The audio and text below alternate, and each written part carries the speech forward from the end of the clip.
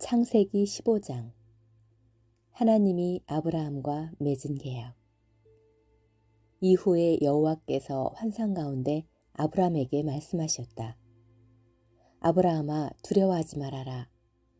내가 너를 지키고 너에게 큰 상을 주겠다. 그러나 아브라함은 이렇게 대답하였다. 주 여호와여, 나는 자식이 없어 내 재산을 상속할 자가 다마커스의 엘리에셀 뿐입니다. 그런데 나에게 주의 상이 무슨 소용이 있겠습니까? 주께서 나에게 자식을 주시지 않았으므로 내 집안의 종이 내 상속자가 될 것입니다. 그때 여호와께서 그 사람은 내 상속자가 되지 않을 것이며 내 몸에서 태어날 자가 내 상속자가 될 것이다 하시고 그를 데리고 밖으로 나가서 이렇게 말씀하셨다. 하늘을 쳐다보고 별을 세어보아라. 내 후손도 저 별들처럼 많을 것이다. 아브라함이 여호와를 믿었으므로 여호와께서는 이 믿음으로 말미암아 그를 의롭게 여기셨다. 그리고 여호와께서 그에게 나는 이 땅을 너에게 주려고 너를 갈대아 우르에서 이끌어낸 여호와이다 하셨으나 아브라함은 주 여호와여, 주께서 이 땅을 나에게 주실 것을 내가 어떻게 알 수 있겠습니까? 하고 물었다. 그러자 여호와께서 그에게 대답하셨다. 너는 암소와 암염소와 숫 양을 3년 된 것으로 각각 한 마리씩 나에게 가져오고 또 산비둘기 한 마리와 집비둘기 새끼 한 마리를 가져오너라. 그래서 아브라함은 그 모든 것을 여호와께 가지고 가서 암소와 암염소와 숫 양을 반으로 쪼개 서로 마주보게 놓고 새는 쪼개지 않았다. 그리고 솔개들이 그 위에 앉으면 아브라함은 그것들을 쫓아버렸다. 해질 무렵 아브라함은 깊은 잠이 들어 흑암의 공포에 사로잡히게 되었다. 그때 여호와께서 아브라함에게 말씀하셨다. 내가 반드시 알아야 될 일이 있다. 내 후손들이 외국 땅에서 나그네가 되어 400년 동안 종살이하며 학대를 받을 것이다. 그러나 그들이 섬기는 나라를 내가 벌할 것이니 그 후에 내 후손들이 많은 재물을 가지고 그 나라에서 나올 것이다. 그리고 너는 장수하다가 평안히 죽어 묻힐 것이며 내 후손들은 4대 만에 이 땅으로 돌아올 것이다. 이것은 아직 아모리족의 죄가 절정에 달하지 않았으므로 그때까지는 내가 그들을 쫓아내지 않을 것이기 때문이다. 해가 져서 어두울 때에 연기 나는 화로가 보이며 밝게 타오르는 횃불이 쪼개놓은 그 짐승의 사체 사이로 지나갔다. 그때 여호와께서 아브라함에게 이렇게 약속하셨다. 내가 이집트 강에서부터 유프라테스 강에 이르는 이 땅을 내 후손에게 주겠다. 그것은 겐족, 그니스족, 간몬족, 헷족, 브리스족, 르바족, 아모리족, 가나안족, 기르가스족, 여부스족의 땅이다. 느헤미야 4장. 방해 공작에 대한 대책. 산발랏은 우리가 성벽을 재건하고 있다는 말을 듣고 아주 격분하여 우리를 모욕하고 조롱하며 자기 친구들과 사마리아 군인들 앞에서 이렇게 말하였다. 이 연약한 유대인들이 지금 하고 있는 일이 무엇인가? 성을 재건하려는가? 제사를 드릴 작정인가? 하루의 공사를 끝마칠 셈인가? 다 타버린 잿더미 속에서 돌을 끄집어내어 다시 사용하겠다는 말인가? 그때 곁에 서 있던 암몬 사람 도비아가 저들이 건축하는 것은 여우가 올라가도 무너질 것이다 하고 맞장구를 쳤다. 그래서 나는 이렇게 기도하였다. 우리 하나님이시여 들으소서. 우리가 모욕을 당하고 있습니다. 저들의 조롱하는 말이 자기들에게 돌아가게 하시고 저들은 외국 땅의 포로가 되게 하소서. 저들이 주의 성을 재건하는 우리를 모욕하였습니다. 저들의 악을 묵인하지 마시고 저들의 죄를 용서하지 마소서. 그러나 백인들이 최선을 다해 열심히 일했기 때문에 마침내 우리는 전 성벽을 절반이나 쌓아 올렸다. 그러자 산발락과 도비아와 아라비아 사람들과 암몬 사람들과 아스돗 사람들은 예루살렘 성벽이 재건되어 간다는 말을 듣고 대단히 화가 났다.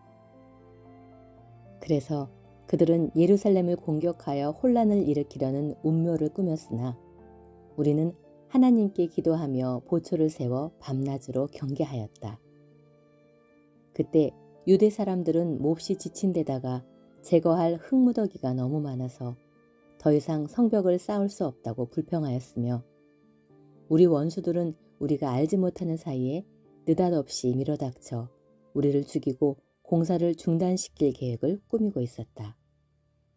그러나 우리 원수들 주변에 사는 유다 사람들이 그들의 계획에 대해서 10번이나 우리에게 귀뜸해 주었으므로 나는 백성들을 칼과 창과 활로 무장시켜 아직 완성되지 않은 성벽 뒤에 집안별로 배치시켰다. 나는 상황을 살핀 후에 백성들이 두려워하는 것을 보고 지도자들과 백성들에게 이렇게 말하였다. 여러분은 적을 무서워하지 말고 두렵고 위대하신 여호와를 생각하며 여러분의 형제와 자녀와 아내와 가정을 위해 용감히 싸우십시오. 우리 원수들은 자기들의 계획을 우리가 알고 있으며 또 하나님께서 그들의 계획을 좌절시켰다는 말을 듣고 섣불리 공격하지 못하였다. 그래서 우리는 각자 자기 일터로 돌아가서 다시 성벽을 쌓기 시작했는데 그때부터 절반은 일을 하였으며 나머지 절반은 갑옷을 입고 창과 방패와 활을 가지고 경계를 하고 지도자들은 성벽을 쌓는 백성들을 뒤에서 지원하였다. 그리고 짐꾼들은 한 손으로 일을 하고 한 손에는 무기를 잡았으며 성벽을 쌓는 자도 각자 칼을 허리에 차고 일하였다. 그러나 나팔을 부는 자는 내 곁에 있었다. 그때 나는 지도자들과 백성들에게 말하였다.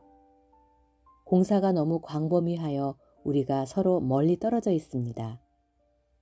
여러분이 어디에 있든지 나팔 소리를 들으면 내가 있는 곳으로 달려오십시오.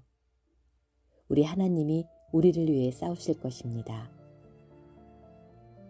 이렇게 해서 우리는 매일 동이 틀 때부터 별이 나올 때까지 절반은 계속 일을 하며 절반은 창을 들고 경계를 했다.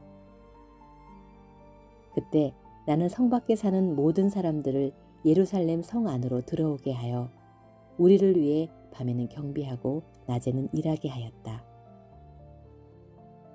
그리고 나와 내 형제들과 종들과 나와 함께 있는 경비병들은 밤에도 옷을 벗지 않고 항상 무기를 휴대하였다. 마태복음 14장 세례 요한의 죽음. 그때 그 지방을 다스리던 헤롯 왕이 예수님의 소문을 듣고 신하들에게 말하였다. 그는 세례 요한이 분명하다. 그가 죽었다가 다시 살아났기 때문에 기적을 행하는 그런 능력을 소유하게 되었다. 헤롯이 전에 동생 빌립의 아내 헤로디아의 일로 요한을 잡아 가둔 일이 있었다. 그것은 요한이 헤롯에게 당신이 그 여자와 결혼한 것은 잘못입니다 하고 말했기 때문이었다. 헤롯은 요한을 죽이고 싶었으나 많은 사람들이 요한을 예언자로 여기고 있었으므로 그들을 두려워하였다. 마침 헤롯의 생일에 헤로디아의 딸이 손님들 앞에서 춤을 추어 헤롯을 기쁘게 하였다. 그러자 헤롯은 그녀가 요구하는 것은 무엇이든지 다 들어주겠다고 그녀에게 맹세하며 약속하였다. 그래서 그녀는 자기 어머니가 시키는 대로 세례 요한의 머리를 쟁반에 담아 제게 주십시오 하고 요구하였다. 왕은 몹시 괴로웠으나 자기가 한 맹세와 잔치자리에 앉아있는 손님들 때문에 그녀의 요구를 들어주라고 명령하고 사람을 보내 갇혀있는 요한의 목을 베어오게 하였다. 그리고 요한의 머리를 쟁반에 담아 소녀에게 주자 소녀는 그것을 자기 어머니에게 가져갔다. 요한의 제자들이 와서 시체를 가져다가 장사하고 예수님께 가서 이 일을 알렸다. 예수님이 5,000명을 먹이심. 예수님은 이 말을 들으시고 혼자 배를 타고 조용한 곳으로 가셨다. 그러자 많은 사람들이 그 소문을 듣고 여러 마을에서 나와 걸어서 예수님을 따라갔다. 배에서 내린 예수님은 많은 군중을 보시고 불쌍히 여겨 병자들을 고쳐주셨다. 저녁 때가 되자 제자들이 예수님께 와서 말하였다. 이곳은 벌판인데다가 날도 이미 저물었습니다. 사람들을 마을로 보내 각자 음식을 사 먹게 하십시오. 갈 것 없다. 너희가 저들에게 먹을 것을 주어라. 우리가 지금 가진 것이라고는 빵 5개와 물고기 2마리 뿐입니다. 그것을 이리 가져오너라. 그러고서 예수님은 군중들을 풀밭에 앉히시고 빵 5개와 물고기 2마리를 받아들고 하늘을 우러러 감사기도를 드린 다음 떼어서 제자들에게 주셨다. 그래서 제자들은 그것을 군중들에게 나누어 주었다. 그들은 모두 실컷 먹고 남은 조각을 12광주리에 거뒀으며 먹은 사람은 여자와 아이들 외에 남자만 약 5,000명이었다. 예수님은 군중들을 돌려보내시는 동안 제자들이 서둘러 배를 타고 자기보다 먼저 건너편으로 가게 하셨다. 군중을 다 보내신 후에 예수님은 기도하시려고 혼자 산에 올라가셔서 날이 저물었는데도 그곳에 홀로 계셨다. 그러나 배는 이미 육지를 떠나 상당히 멀리까지 갔는데 바람이 휘몰아침으로 파도에 시달리고 있었다. 새벽 4시쯤 되어 예수님이 바다 위로 걸어서 제자들에게 오셨다. 제자들은 예수님이 바다 위로 걸어오시는 것을 보고 무서워하며 유령이다 하고 소리쳤다. 그러자 예수님은 즉시 나다. 무서워하지 말고 안심하여라 하고 말씀하셨다. 그때 베드로가 예수님께 주님, 주님이시거든 저를 물 위로 걸어오라 하십시오 하고 하였다. 예수님이 오너라 하시자 베드로가 배에서 내려 물 위로 걸어서 예수님을 향해 갔다. 그러나 그가 파도를 보고 무서워하다가 물에 빠져들어가자 주님 살려주십시오 하고 소리쳤다. 예수님이 즉시 손을 내밀어 그를 붙잡으시며 믿음이 적은 사람아 왜 의심하느냐 하시고 배에 함께 오르시자 바람이 멎었다. 그때 배에 있던 제자들이 예수님께 절하며 주님은 참으로 하나님의 아들이십니다 하였다. 그들은 바다를 건너 게네사렛 지방에 이르렀다. 그러자 그곳 사람들이 예수님을 알아보고 주변 지역에 다 연락하여 모든 병자들을 예수님께 데려왔다. 사람들은 예수님의 옷자락이라도 만지게 해달라고 간청하였으며 옷자락을 만진 사람은 모두 나았다.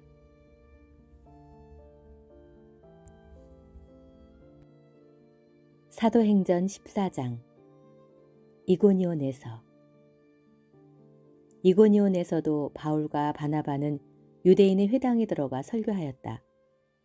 이 설교를 듣고 수많은 유대인들과 그리스 사람들이 믿었으나 믿지 않는 유대인들이 이방인들을 선동하여 바울과 바나바에게 악한 마음을 품게 하였다.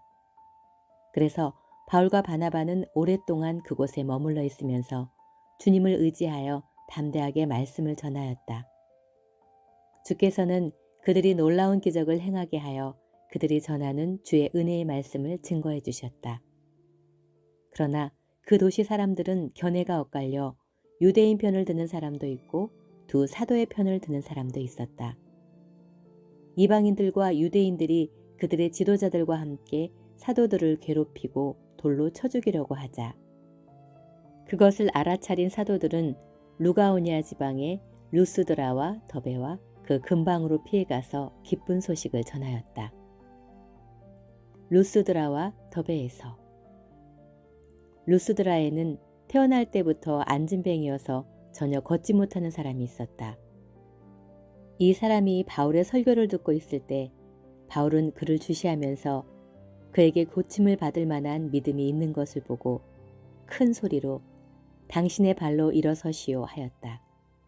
그러자 그 사람이 벌떡 일어나 걷기 시작하였다.